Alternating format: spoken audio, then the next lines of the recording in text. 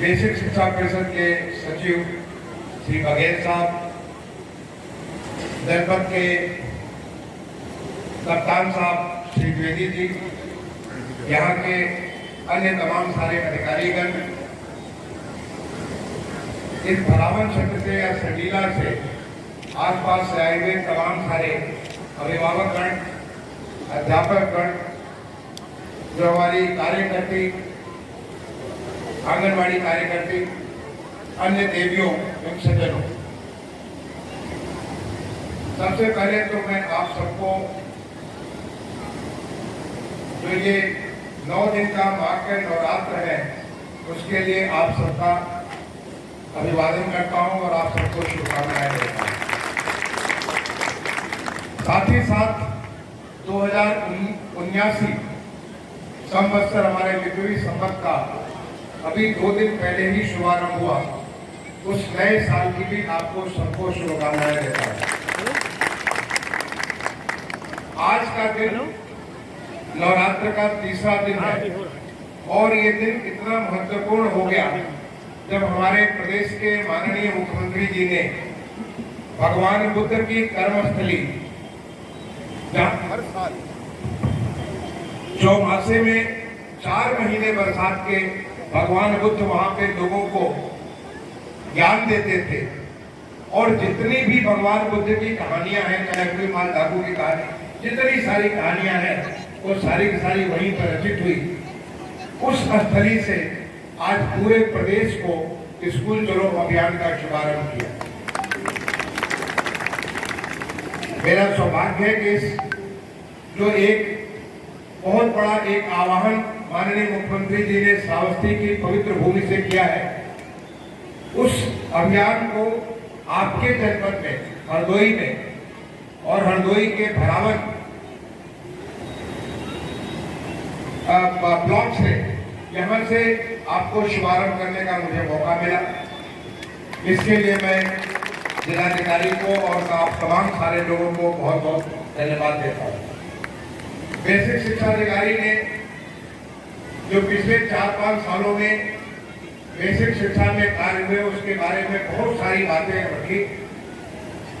उसके लिए जिलाधिकारी भी और जनपद के जो तमाम सारे अधिकारी हैं, जिस प्रकार से आपकी प्रगति हुई है गवर्नमेंट के बारे में, अन्य जो तमाम सारी कायाकल्प के बारे में, वो सब चीजों में उस सब के लिए मैं आपको धन्यवाद भी देता हूँ और आपसे यही अपेक्षा करता हूँ कि जो अच्छा कार्य आपने किया उस कार्य को और आगे करते रहे। एसएल के योगेश जी ने एक रिपोर्ट कार्ड आपके सामने रखी। शिव नागर जी की जो फाउंडेशन है, उस फाउंडेशन के द्वारा जब आपकी शुभारंभ हुआ था तब मैं जुड़ा था, मुख्यमंत्री के प्रमुख सचिव 2009-10 का उस वक्त में जुड़ा था। इनफैक्ट उस समय जब आपका शुभारंभ किया जा रहा है तो आपने जो इतना अच्छे कार्य किया उसके लिए भी आपको मैं धन्यवाद भी देता हूँ और उससे और अच्छे कार्य करने की अपेक्षा भी करता हूँ, क्योंकि हमारा प्रदेश बहुत तेजी से, आपने माननीय मुख्यमंत्री जी को सुना, हर मामले में जहां दुनिया कोविड को लेकर के परेशान, हैरान और तकलीफ में थी, हमारा प्रदेश और हमारा देश बहुत सक्षमता के साथ उसको न केवल एड्रेस किया बल्कि पूरी तरह से नियंत्रित किया। हमें गौरव प्राप्त अभी 2 दिन पहले मैंने एक सोशल मीडिया पे डाला, हमारे प्रदेश ने 30 करोड़ से ज्यादा लोगों को टीके लगा दिए। आज इस प्रदेश में कोरोना का लगभग अस्तित्व 0 के बराबर है, बट ऐसा नहीं कि हमें सावधानी बरतनी है, अभी भी हमें सावधानी रखनी है इसके साथ, जिससे कि आगे इसकी वृद्धि न होने पाए। लेकिन आज हम शिक्षा के बारे में बात करने के आपके पास आए हैं और शिक्षा वो भी जो मूलभूत शिक्षा है, जो बेसिक शिक्षा है, जहाँ से नींव पड़ती है और उस नींव के ही आगे चल करके इमारत खड़ी होती है। मैं आपको अपने अनुभव से कुछ बताना चाहता हूँ। मैं आपके जैसे ये गांव है, ये तो एक गांव है, भरावन गांव है, ऐसे ही मऊ जनपद के एक छोटा सा गांव है जिसकी आबादी मुश्किल से 200 से कम ही होगी। पहाड़ीपुर गांव का नाम है, मैं उस गांव का रहने वाला हूँ और मैंने भी पढ़ाई अपने गांव के प्राइमरी स्कूल से शुरू की। आपके पास इतना सुंदर विद्यालय का बिल्डिंग है, इतना सुंदर पेंटिंग, हमारे राष्ट्रीय प्रतीक क्या क्या चीजें पेंट की हुई है, क्योंकि हमारे माननीय मुख्यमंत्री जी ने एक ऑपरेशन कायाकल्प शुभारंभ किया, जिसका नतीजा ये हुआ कि पूरे प्रदेश में स्कूलों की तस्वीर बदल गई। आज स्कूलों की बाउंड्री है, वहाँ पीने का पानी है, वहाँ पे तमाम किस्म की, कहीं पे स्मार्ट क्लासेस है, बहुत सारी चीजें, बच्चों को बैठने की जगह है। लेकिन जब हम पढ़ते थे वहाँ पे लेट 60s में या 60s के क्लास में दूसरे भाग में, उस समय हमारे स्कूल में केवल एक कमरा हुआ करता था और हम सब पेड़ के नीचे बैठकर पढ़ते थे। हमारे पास बैठने के लिए कुछ मेज कुर्सी नहीं, घर से बोरा ले जाते थे, उस पर बैठ कर पढ़ा करते थे। लेकिन हमारे विद्यालय के शिक्षक सक्षम थे, उन्होंने संस्कार दिया, उन्होंने भावना दी कि कैसे आप जिंदगी को उत्कृष्ट कर सकते हो। उन्होंने वो नींव रखी जिसके ऊपर बड़ी इमारत खड़ी कर सकते हैं। और आज मैं अपने उन तमाम सारे शिक्षकों को मैं हमेशा प्रणाम करता था, और आज मैं दोबारा उनमें सारे दिवंगत हैं, उन सबको आप सबके समक्ष प्रणाम करता हूं।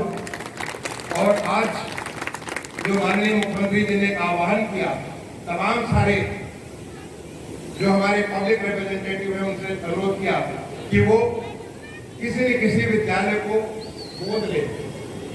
मैं अपने विद्यालय को, हमारा जो प्राइमरी स्कूल पहाड़ीपुर है, मैं अपने विद्यालय को गोद लेने की घोषणा भी करता हूँ।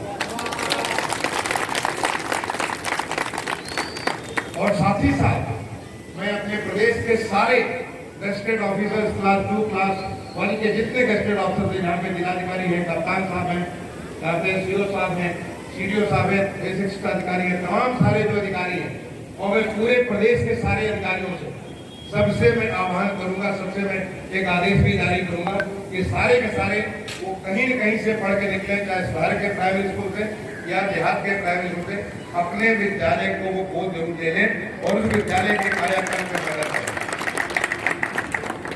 क्योंकि अगर हर कोई, मैं नहीं उस स्कूल का, क्योंकि वहां से पढ़ा और वहां से पढ़ करके मैं IIT जो मैंने भारत की सबसे उच्च संस्थान है, वहां से पढ़ने का मौका मिला, और उसके बाद तुरंत मुझे भारतीय प्रशासनिक सेवा में करने का अवसर प्राप्त हुआ।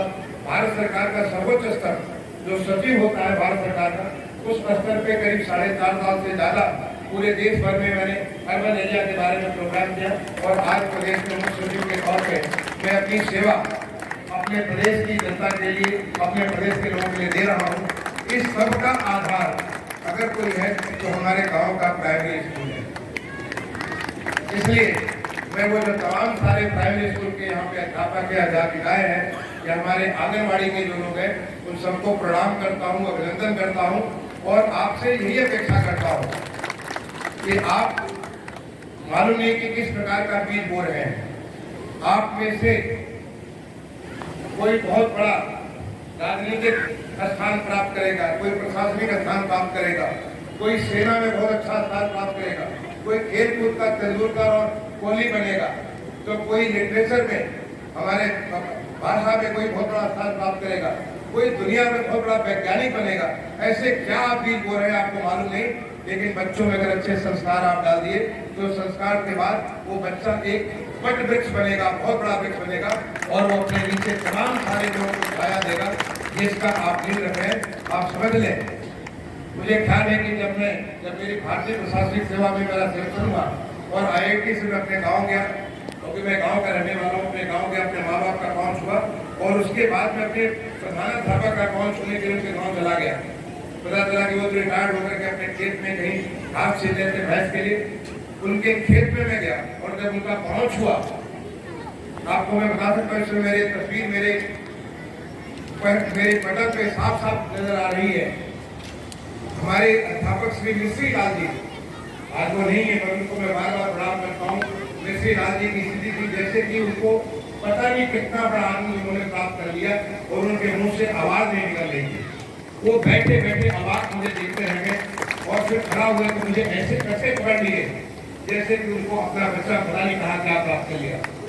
तो आप जो अध्यापक अध्यापिकाएं यहाँ पे है, आप ये समझिए कि आपका अपना 1 या 2 बच्चा होगा, लेकिन आप कितने सारे बच्चों को, कितने सारे लोगों की जिंदगी सुधार रहे हैं। और वही नहीं, हमारे देश की जिस तेजी से आज कायाकल्प हो रहा है, स्कूल का कायाकल्प नहीं, पूरे देश का कायाकल्प हो रहा है, तमाम तरीके से विकास हो रहा है। देश जिस तेजी से आर्थिक विकास में बढ़ रहा है, उस विकास के दर में बढ़ाने के लिए आप एक नई नींव तैयार कर रहे हैं, एक बहुत ठोस आधार तैयार कर रहे हैं कि आने वाले समय में आपके यही बच्चे इस देश के नौनिहाल, इस देश के बहुत आगे बढ़ाने में मददगार होंगे।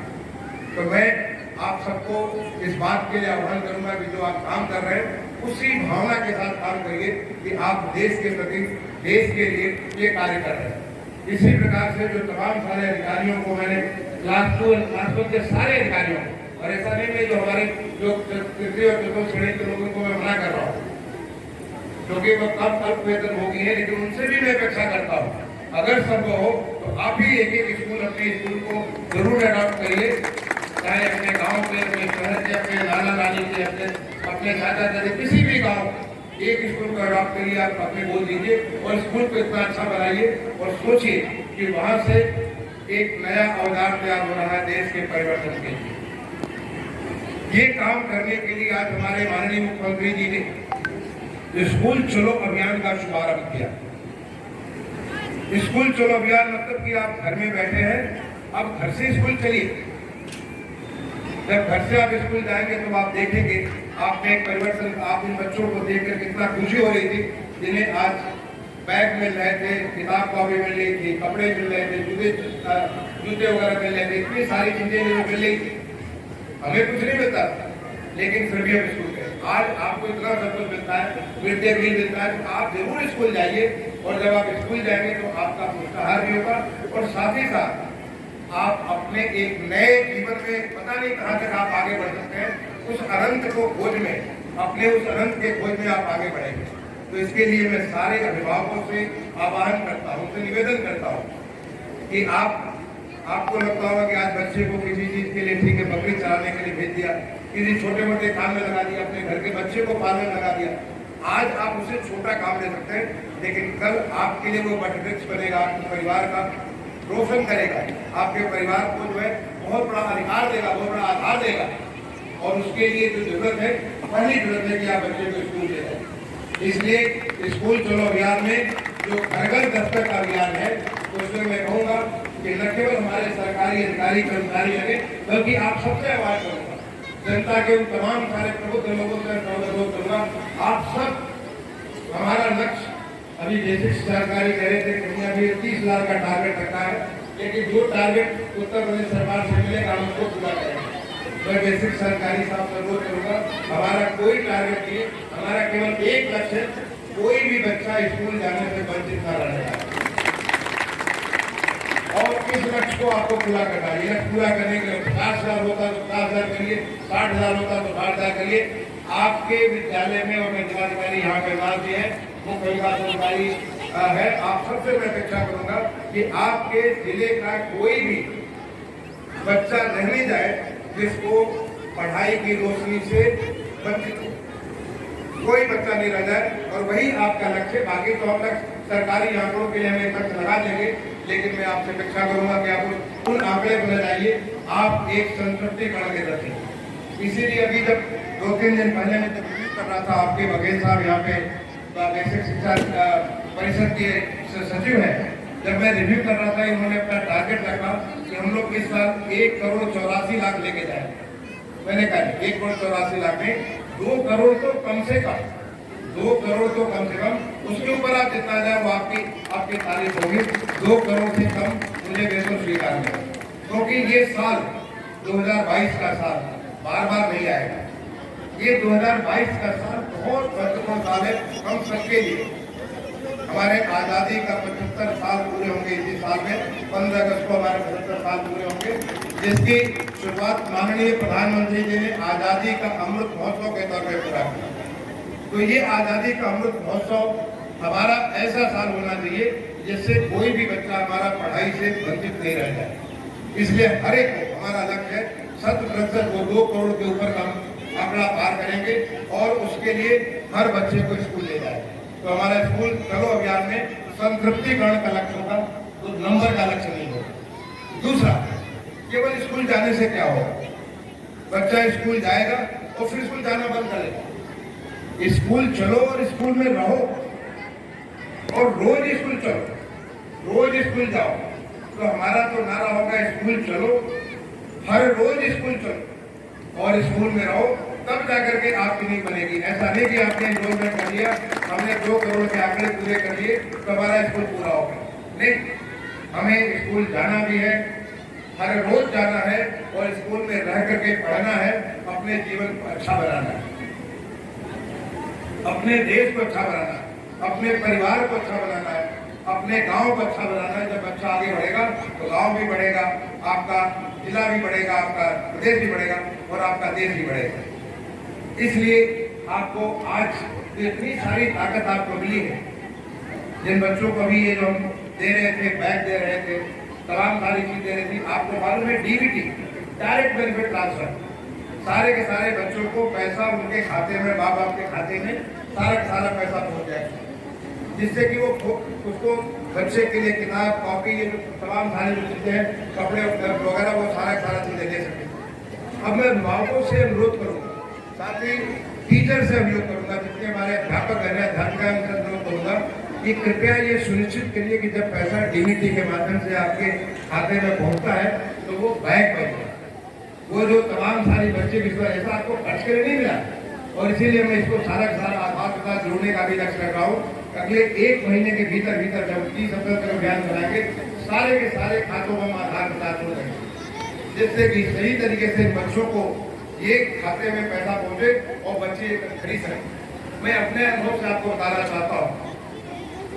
मैं 1999-2000 में सिडनी गया था, ऑस्ट्रेलिया को आप जानते हैं। ऑस्ट्रेलिया एक बहुत बड़ा देश है और ऑस्ट्रेलिया में सिडनी एक वहाँ का बहुत बड़ा शहर है, वहाँ का सबसे बड़ा शहर है।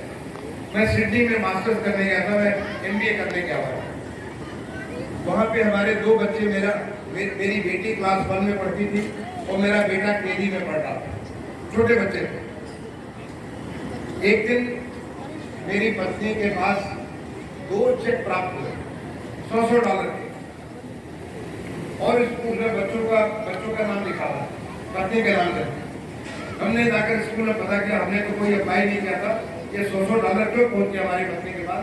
तो बताया कि जिन बच्चों का नाम स्कूल में होता है, जब सेशन बदलता है ऑटोमेटिकली उसकी माँ को $100 मिलता है। तब मुझे लगा था कि देखिए कि कैसे वहाँ पे ऑस्ट्रेलिया में व्यवस्था थी कि न कोई एप्लीकेशन, न कोई किसी के पास सिफारिश, सीधे माँ के पास $100, ताकि वो बच्चे के लिए, अपने बच्चे के लिए कपड़े, जूते, मोजे, जो भी आपको सामान है, वो सारा सामान वो खरीद सकती है $100। वो व्यवस्था हम देखे थे 1999 में, 1999-2000 में मैं वहाँ पे था। आज हमारे देश में डीबीटी के माध्यम से सारा का सारा, मैं हमारे माननीय प्रधानमंत्री जी ने जनधन योजना जो शुरू की, उस जनधन योजना के माध्यम से न केवल बच्चों का, बल्कि चाहे स्कॉलरशिप हो, चाहे कोई लाभकारी योजना हो, चाहे कल्याणकारी योजना हो, हर एक चीज सारा डीबीटी के माध्यम से पहुंच रहा है। तो जब पैसा आप तक पहुंच गया है तो उस पैसे का जरूर उपयोग होना चाहिए, उस पैसे का उपयोग करके उस बच्चे का भाग्य बनाना। आपको सोचते होंगे कि बच्चे को कपड़ा पहनाएंगे तो क्या फर्क पड़ेगा। अरे कपड़ा बनाने से बच्चे को एक प्राइड महसूस होता है, उसे एक आइडेंटिटी मिलती है। जहाँ पे पुलिस के हमारे कप्तान साहब है, द्विवेदी भी हैं, उनमें और हमें क्या फर्क है? ये वो एक फर्क है, वो ड्रेस में और मैं अच्छी ड्रेस में नहीं। उन्हें देखते ही लोगों के मन में भय हो जाता है, ये पुलिस ऑफिसर है और ये इनके साथ हमें सावधानी रखना पड़ेगा। मैं एक सिविलियन ड्रेस में, मुझसे वो भय आपको नहीं होता। ऐसे ही बच्चा जो है, जब वो पहनता है, वो अपना ड्रेस पहनता है, अपना यूनिफॉर्म पहनता है, तो बच्चे को एक प्राइड होता है, बच्चे को एक आइडेंटिटी मिलती है, बच्चे को एक बिलोंगिंगनेस मिलता है, उसको एक पर्टिकुलर एक स्कूल का इन्वायरमेंट मिलता है। इसलिए मैं सारे अभिभावकों से निवेदन करना चाहूंगा कि आप बच्चे को जरूर ड्रेस में ही स्कूल भेजिए। ये ड्रेस इसलिए नहीं जैकेट रखने की, जरूर ड्रेस में आप स्कूल भेजिए, ताकि आपके बच्चे को महसूस होगा कि हमारी जिम्मेदारी है, इस ड्रेस की कीमत है कि हमें अच्छा पढ़ना है, हमें अच्छा करना है, हमें अच्छा सीखना है। और ये जब वो करेगा तो निश्चित तौर पे बच्चे का काफी आगे भविष्य बनेगा, क्योंकि जो आप सोच नहीं सकते, देख नहीं सकते। मैंने आपको इसीलिए गाँव का अपना उदाहरण दिया। जब मैं प्राइमरी स्कूल में पढ़ता था तो गांव के प्राइमरी स्कूल में जमीन पे बोरे पे बैठ के पढ़ता था। मैं सोच नहीं सकता था कि उत्तर प्रदेश का मैं मुख्यमंत्री बनूं। मैं सोच नहीं सकता था कि भारत सरकार का सचिव बनूंगा, लेकिन मैंने वो वहाँ जो पढ़ाई की, जो वहाँ मेहनत की, जो संस्कार हमें हमारे विद्यार्थियों से मिले, आज मुझे वो वहाँ तक ले गया और न जाने कहाँ तक मैं अपने देश की सेवा करता रहूँगा। हर एक चीज का लाभ और हमारा प्राइवेट है। इसलिए मैं आप तमाम सारे लोगों को इस बात के लिए आह्वान करता हूँ, आप लोग प्रबुद्ध हैं, आप लोग जागरूक हैं, आप देख रहे हैं कि कैसे हमारा देश आगे बढ़ रहा है, आप देख रहे हैं कैसे हमारा प्रदेश आगे बढ़ रहा है, आप देख रहे हैं कि कैसे आपका जिला आगे बढ़ रहा है। आपने देखा कि कैसे बेसिक शिक्षा के बारे में जो तमाम सारी रिपोर्ट काट देगी, क्या क्या परिवर्तन किए। और मैं अगर जिलाधिकारी साहब से कहूँगा कि आप कृषि के बारे में बताइए, तो कृषि के बारे में वैसे ही परिवर्तन बताएंगे। आपसे बात करेंगे कि यहाँ पे औद्योगिक व्यवस्था के बारे में वैसे ही तमाम सारे परिवर्तन। लगातार पिछले 7-7.5 साल से माननीय प्रधानमंत्री जी का जो वहाँ पे नेतृत्व 2014 में प्राप्त हुआ, देश को एक घोर परिवर्तन की लहर आ गई है पूरे देश में, और देश को हमें एक प्रकार से दुनिया के पटल पे इज्जत मिली। और जो वहाँ से आह्वान होता है, हमारा प्रदेश उस चीज में सबसे आगे आया, सबसे पहले उसको स्वीकार करके जो हमारी माननीय मुख्यमंत्री जी ने आदेश दिया कि 2022-23 का जो भी बजट प्रस्तुत किया है माननीय वित्त मंत्री जी ने भारत सरकार का, उस बजट के जो चीजें हैं राज्य सरकार का आने वाले बजट में हम उसके अनुरूप अपने बजट बनाएंगे, जिससे कि हम भारत सरकार के सारी योजनाओं का लाभ अपने प्रदेश को दे सकें। तो एक तरफ हमें माननीय प्रधानमंत्री जी का विजन है, जो आगे आने वाले समय में हमारा देश का नया देश न्यू इंडिया कैसा बनेगा, तो उसके पीछे हमारे माननीय मुख्यमंत्री जी का एक सोच और उनका पूरा का पूरा संकल्प है। और वो संकल्प है कि कैसे हम लोग एक नए उत्तर प्रदेश की नींव रखेंगे, एक नए उत्तर प्रदेश को ऐसा एक समृद्धशाली, शक्तिशाली, अच्छे स्वास्थ्य वाला, अच्छे हर एक चीज में सबसे देश में अग्रणी ऐसा राज्य हम कैसा बनाएंगे। और उन सबके पीछे एक जो मूल चीज है वो है हमारी बेसिक शिक्षा। हम बेसिक शिक्षा के बाद बाकी सारा का सारा चीज कर सकते हैं, लेकिन अगर बेस ही हमारा नहीं है तो बेस को मजबूत नहीं अगर है और वो मजबूत नहीं है तो आगे की इमारत अच्छी खड़ी नहीं कर सकते हैं। इसलिए आज का जो दिन है, जो मैंने कहा कि आज तृतीया का दिन है, माता के नवरात्र का तृतीया दिन है, आज के दिन जो कि हमारे प्रदेश की पुण्य स्थली श्रावस्ती से, भगवान बुद्ध की कर्मस्थली श्रावस्ती से जो आज प्रारंभ किया गया, आज पूरे प्रदेश के हर एक विधानसभा क्षेत्र में इस प्रकार के कार्यक्रम चल रहे हैं, और ये कार्यक्रम लगातार 1 महीने तक 30 अप्रैल तक चलेंगे। मैं अभी यहाँ पे बेसिक शिक्षा परिषद के सचिव को मैंने आदेशित किया है कि एक हम इलेक्ट्रॉनिक मीडियम से, डिजिटल माध्यम से एक ऐसा मॉनिटरिंग सिस्टम बनाएंगे कि रोज का रोज कितना एनरोलमेंट हुआ और आगे चल के कितने बच्चे रोज क्लास में हैं, उसका पूरा रिव्यू हम करेंगे।